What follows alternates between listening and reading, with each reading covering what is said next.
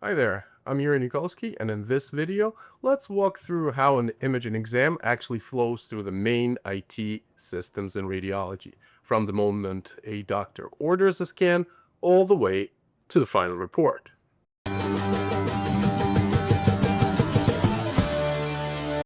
Now, everything is going to start in the system known as EMR, Electronic Medical Record. This is the equivalent of a patient chart, and much like in the analog patient chart, this is where the attending physicians are going to place their orders for everything, but of course for imaging as well. Once that order is placed, it is going to be transmitted over to the RIS, or Radiology Information System. This is one of the main operational systems in radiology. It handles a lot of things, actually. It handles scheduling, it handles patient demographics, it handles updates, but it also handles incoming orders. It does a lot of things. It assigns what we will call in the world of DICOM the accession number. That's a very important attribute because it allows us to uniquely identify that study. And it also allows to forward that study over to the actual modality. Now, the modality is a term that we use for any type of what we call acquisition device. So that can be your CT scanner, your MR scanner, your X-ray machine, whatever, you name it. The idea behind passing that order information is that when the technologist is actually bringing the patient into the room, all they do is just, press a button on their monitor and then select the patient from the list. If it wasn't for this functionality, they would have to enter all the information manually, and of course would deal with a lot of errors.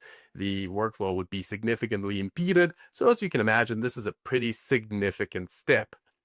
The ability to provide this work list is provided by the DICOM standard.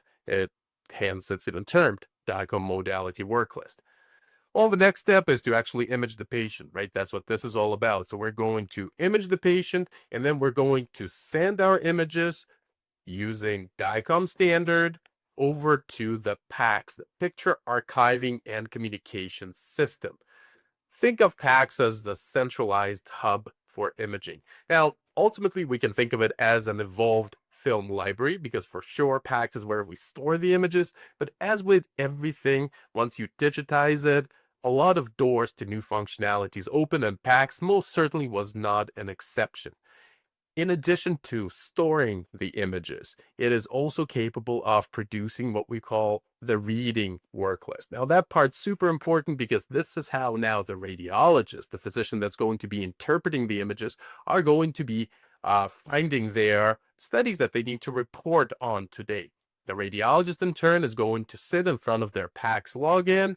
They are going to open the correct work list for today, and they're going to see a list of patients, a list of studies, I should say, that they need to report on today. They would initiate the reporting within their PACS, and then the images would appear on the viewer, which is part of your PACS usually. And then in addition to this, we recognize that they have to actually create a report, and that would be done utilizing reporting software. Now, this is usually what we call a third party, meaning a separate piece of software, so not part of your PACS, at least typically. But it is integrated normally with your PACS. What that means is that the two systems work synchronously, and that means that if a radiologist opens a study on their PACS, the reporting software is going to get a message via the synchronization, and it is going to open not just anything, but the report specific to that study. So it's going to open a blank report, but in context of the patient that is being reported. Now, the radiologist is going to dictate the report, and once that is done, once they click on the sign off button, the system is going to package up that report in an HL7 message. So we started with an HL7 message all the way at the EMR, and so it only makes sense that we're going to end up with another HL7 message. This is a different one. This one's called ORU, but ultimately we are going to package this up. We are going to send it back, and it's going to be sent back, well, you guessed it, back to the ordering physician ultimately, where the ordering physician is going to decide what to do, how to treat the patient based on the diagnostic information received from radiology.